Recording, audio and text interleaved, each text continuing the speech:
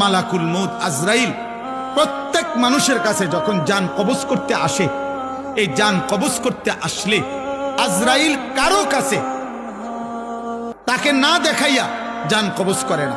প্রত্যেক ইমানদার হোক নাফরমান হোক, আজরাইল আগে আইসা দাঁড়ায়, এরপরে জান কবজ করে। এ দাঁড়াইবার সময় হাদিসের মধ্যে আছে, মালাকুল মউত আজরাইল যখন এসে দাঁড়ায়, তো নাফরমান আর পাপী তার সামনে আজরাইল যখন দাঁড়ায়, এতটা বিভৎস, এতটা কুৎসিত, এতটা জঘন্য ভয়ানক আগুনের লেলিহান শিখাওয়ালা আকৃতি নিয়ে দাঁড়ায়।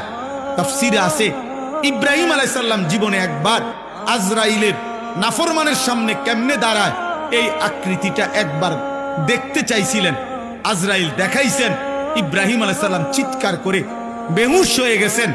আর হুঁশ আসার পরে ইব্রাহিম নবী বলছেন, হে মালাকুল মউত, খোদার কসম, জাহান্নামের আযাব লাগবে না, কবরের আযাব লাগবে না। তুমি মালাকুল মউতের এই ভয়ঙ্কর দৃশ্য কোন নাফরমান পাপী, কোন মুশরিক বেঈমান একবার দেখলেই তার সারা জিন্দেগীর গুনার শাস্তির জন্য এটাই যথেষ্ট।